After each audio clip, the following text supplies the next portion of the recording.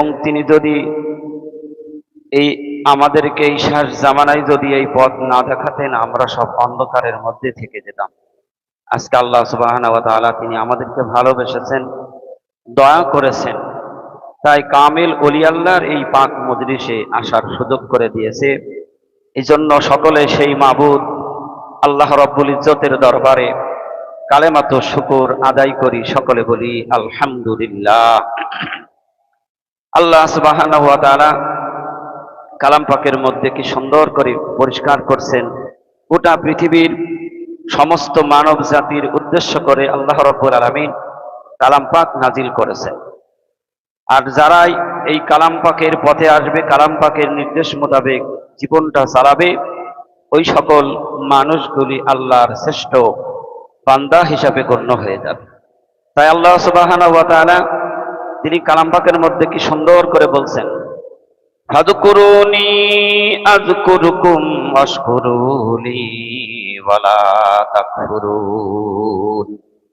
আল্লাহ সুবহানাহু ওয়া তাআলা বলেন, তোমরা আমাকে স্মরণ করো, আমিও তোমাদের স্মরণ করব, আর তোমরা আমার প্রতি কৃতজ্ঞ হও, অকৃতজ্ঞ হইও না। অর্থাৎ আল্লাহ বলছে আমার স্মরণ করো, আমি আল্লাহ তোমাদেরকে স্মরণ করব, আর আমার শুকরগুজারি করো, আমি আল্লাহ তাআলা তোমাদের কি করব, তোমাদের নিয়ামত বাড়িয়ে দেব।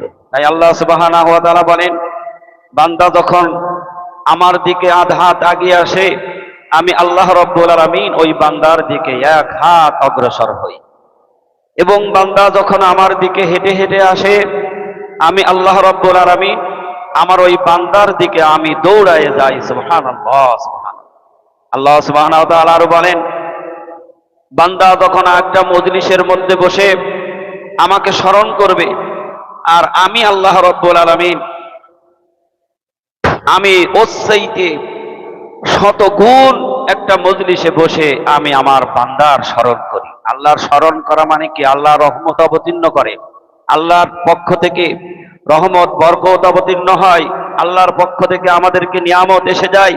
এই জন্য আল্লাহ বলছে, হে বিশ্বের মানুষ, আমি এক আল্লাহর গোলামি করো, আর এক আল্লাহরই তারই জিকির করো, তার ধ্যান করো, জপ করো, তারই সাধনা করো।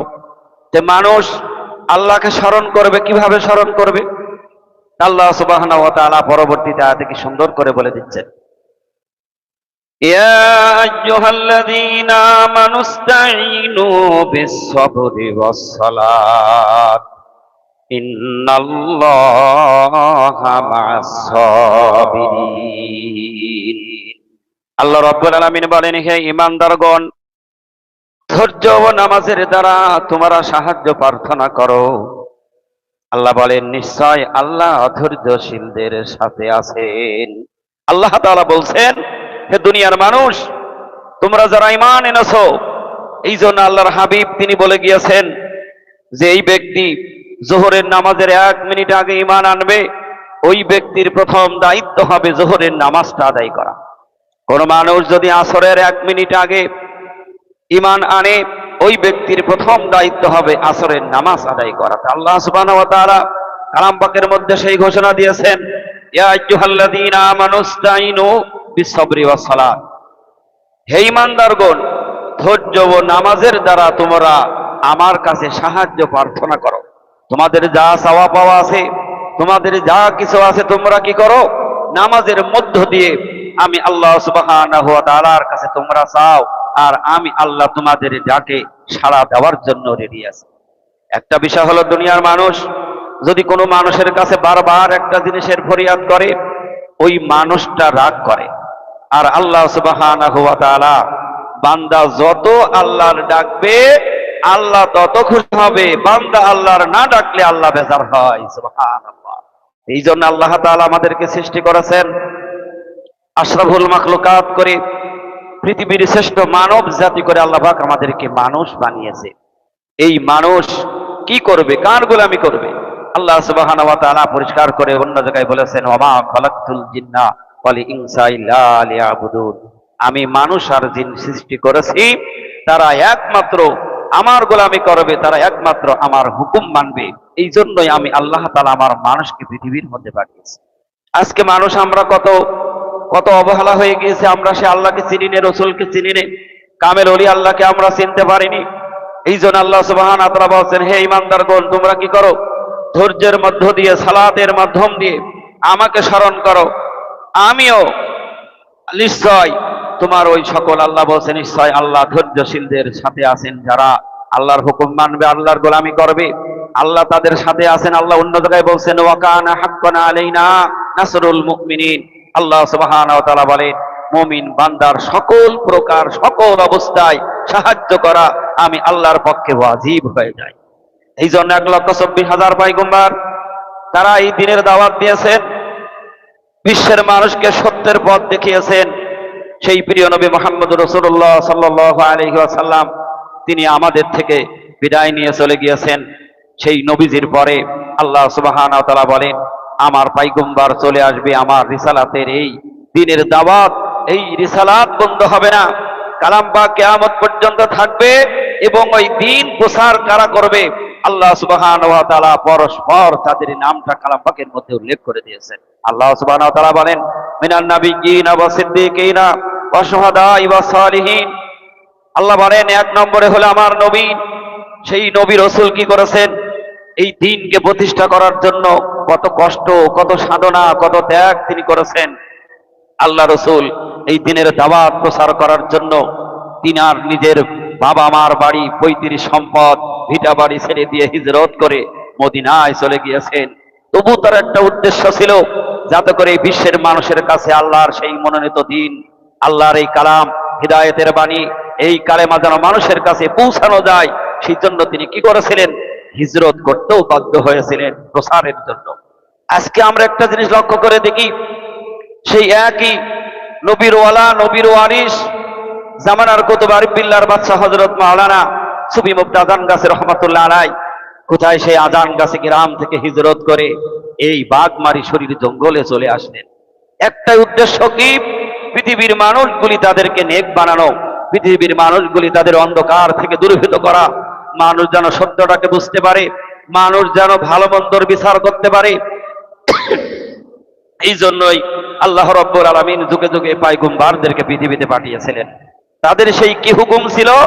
ওই এক আল্লাহর বিধানটা মানুষের কাছে পৌঁছিয়ে দেওয়া। আর এই পৌঁছিয়ে দেওয়ার বিনিময় তারা কি করেছে? বিনা স্বার্থে প্রচার করেছে, সেখানে তাদের কোনো স্বার্থ হাসিল করেনি। আজকে আমরা যে সেই নবীওয়ালা দরবারে এসেছি, এই জন্য আমার মুরব্বীরা বলে থাকেন, মুর্শিদ বলেন যে এই দরবারটা হলো নবীওয়ালা দরবার, অর্থাৎ নবী রসুল পৃথিবীতে নেই, কিন্তু নবীর ওয়ারিস আছে, নবীর উত্তরসূরি আছে, এখন নাইবি নবী রয়েছে। আজকে আমরা রসুলকে দেখি নাই, কিন্তু নাইবি নবীর মজলিসে আজকে আমরা আসতে পেরেছি। এই জন্য কিয়ামত পর্যন্ত শুকরগুজারি করে শেষ করা যাবে না। এ বড় ভাগ্যের ব্যাপার, না হলে আমরা কেউ এই পাক মজলিসে, এই নুরানি কোরআনী মজলিসে আসতে পারতাম না।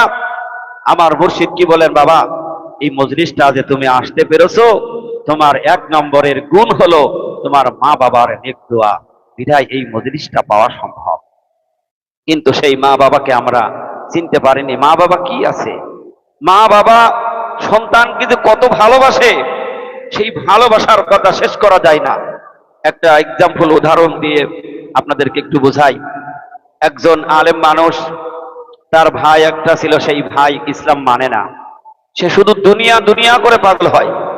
তো ভাইকে কত রকম কিছু করেই বুঝাইতে পারে না যে ভাই এই দুনিয়া নিয়ে তুমি পাগল হয়েছে, এই দুনিয়া তো তোমার নয়। বলে কেন? আমার ছেলে আছে, আমার মেয়ে আছে, আমার স্ত্রী আছে, আমি তাদের জন্য সম্পদ তৈরি করছি, গাড়ি বাড়ি ধন দৌলত সব কিছু করছি, কিন্তু আল্লাহ কি বলেছেন? আল্লাহ সুবহানাহু ওয়া তাআলা বলেন, ইয়াউমা লা ইয়ানফাউ মালু ওয়ালা বানুন ইল্লা মান আতাল্লাহা বিকলবিন সালিম। আল্লাহ সুবহানাহু ওয়া তাআলা বলেন, হে দুনিয়ার মানুষ, সেই দিনের কথা একটিবার ভাবো, চিন্তা করো, যেদিন তোমার দুনিয়ার কোনো সম্পদ তোমার কাজে আসবে না, এমনকি তোমার সন্তান কোন প্রকারে আসবে না। সেদিন নিজেকে বাঁচার জন্য স্বামী তার স্ত্রীকে ভুলে যাবে, স্ত্রী তার স্বামীকে ভুলে যাবে, মা তার দুগ্ধ পশু সন্তানকে ভুলে যাবে। আল্লাহ সুবহানাহু ওয়া তাআলা বলেন, সেই দিনের কথা চিন্তা করো, ফিকির করো। মাওলানা সাহেব ভাইকে অনেক বুঝায়, কিন্তু ভাই কোনো কিছুই মানে না, সে দুনিয়ার খেয়াল, শুধু দুনিয়া। কি করে আমি গাড়ি বানাবো, কি করে আমার সম্পদ হবে, কি করে আমি অনেক টাকার মালিক হব। কিন্তু তার না আছে নামাজ, তার না আছে আল্লাহ পরকালের চিন্তা। তো অনেক চিন্তা করে করে তিনি কি করলেন? একদিন একটা হিকমত তৈরি করলেন যে দেখি আমার এই বুদ্ধিতে আমার এইটা কাজে লাগে কিনা। তো হিকমতের জ্ঞান তো আল্লাহ শিখিয়েছেন। আল্লাহ সুবহানাহু ওয়া তাআলা এই কালাম পাকের মধ্যে বলেছেন, উদউ সাবিলি রাব্বিকা বিল হিকমাতি ওয়াল মাউইযাতিল হাসানা। আল্লাহ রাব্বুল আলামিন তার হাবিবের উপরে কোরআন নাজিল করলেন আর স্পষ্ট করে শুনিয়ে দিলেন, আমার হাবিব, আমি তোমাকে হিকমতপূর্ণ জ্ঞান দিয়েছি। আমি তোমার মধ্যে এমন একটা জ্ঞান দিয়েছি যা দুনিয়ার কোনো মানুষের মধ্যে নয়। আমি আল্লাহ তোমাকে কঠোর করে দুনিয়ায় পাঠাই নাই। মানুষকে তুমি ধমক দিয়ে মারপিট করে ইসলাম কবুল করবে না, না। ও আমার পয়গম্বর, আমি তোমার মধ্যে হিকমতপূর্ণ জ্ঞান দিয়েছি এবং তুমি সেই জ্ঞান দিয়ে মানুষের কাছে পরিষ্কার করে তাদেরকে সুন্দর সুন্দর ভাষায় তাদেরকে যুক্তি পরামর্শ দিয়ে দিন প্রচার করো। তো ভাই বলছে, ভাই তোমার দুনিয়া, তুমি যার জন্য পাগল হয়েছো, তুমি এই আল্লাহর গোলামি করো, নামাজ আদায় করো, তুমি সেই এক আল্লাহর প্রতি তুমি মন রুজু করে নাও। কিন্তু দেখা যাচ্ছে ভাই কোনো মতে শোনে না। তো ভাইকে একদিন বললো, ভাই তোমার যে দুনিয়াটা না, তুমি যেই দুনিয়াটা করছো এটা তোমার জন্য সব খামাখা। তা আমি তোমাকে একটা কাজ করব, ভাই তুমি আমার কথাটা একটু শুনবে কি? বললে, হ্যাঁ তুই এত যখন বারবার বলছিস তাহলে চল শুনি, তুই কি করবি? তখন ভাই বললো, তোমাকে মাঠে চলে যেতে হবে। খুব গুরুত্বপূর্ণ কথা, একটু খেয়াল করি। তোমাকে মাঠে চলে যেতে হবে, আমি তোমাকে যা বলবো ভাই তুমি আজকের দিনের জন্য একটিবার একটু শুনবে। তো বললো কি, যে তুমি তোমার যেই জমিনটা নিয়ে তুমি বেশি পাগল হও, সবচেয়ে মূল্যবান তুমি যে ফসল করেছো, তোমার ওই পুকুর পাড়ে গিয়ে ওই তোমার পুকুরের যে পাড় আছে, পাড়ের উপরে আমি তোমাকে শাক করে শুইয়ে দেবো, চাদর দিয়ে ঢেকে রাখবো, আর তুমি কোনো নড়াচড়া করবে না, চুপ করে শুয়ে থাকবে। যতক্ষণ আমি তোমাকে না উঠতে বলবো, তুমি ওই যেমন মানুষ মৃত্যুবরণ করে ওই অবস্থায় ওই হালতে পড়ে থাকবে। আর আমি একটা হিকমত করব। তিনি কি করলেন? তিনি একটা ওঝাকে বললেন, যারা ওই সাপের বিষ নামায়, আছে না নাই, এই সাপের বিষ যারা নামায় তাদেরকে বললেন যে আমার ভাইকে এরকমের করেছি, তা তুমি এই এই কৌশল করবে। কৌশলগুলি সব শিখিয়ে দিলেন ওই ওই বুদ্ধিজীবী যিনি ওই সাপের বিষ নামায়। তো বললেন, তখন খবর দিয়ে দিলেন বাড়িতে যে ভাইয়ের তো গুরুত্বপূর্ণ একটা ব্যাপার হয়ে গিয়েছে, কি ভাইকে সাপে কেটেছে। তো ভাই তো সাপে কেটেছে, সে বিষে আক্রান্ত হয়ে জমিনের মধ্যে সে বেহুশ হয়ে পড়ে আছে, এখন তার বিষ ছাড়াতে হবে। এখন পূজা সাহেবকে খবর দিয়ে নিয়ে আসলেন। পূজা সাহেব এসে বলছে যে দেখো, এনার যে পরিবার আছে তাদেরকে সবাইকে ডাকো, এখানে সবাইকে ডেকে আনো। তো মৃত্যুর খবর যদি সন্তান স্ত্রী শোনে তো পাগল হয়ে যাবে। ছেলে আসছে, মেয়ে আসছে, জামাই এসেছে, সবাই ছুটে চলে এসেছে।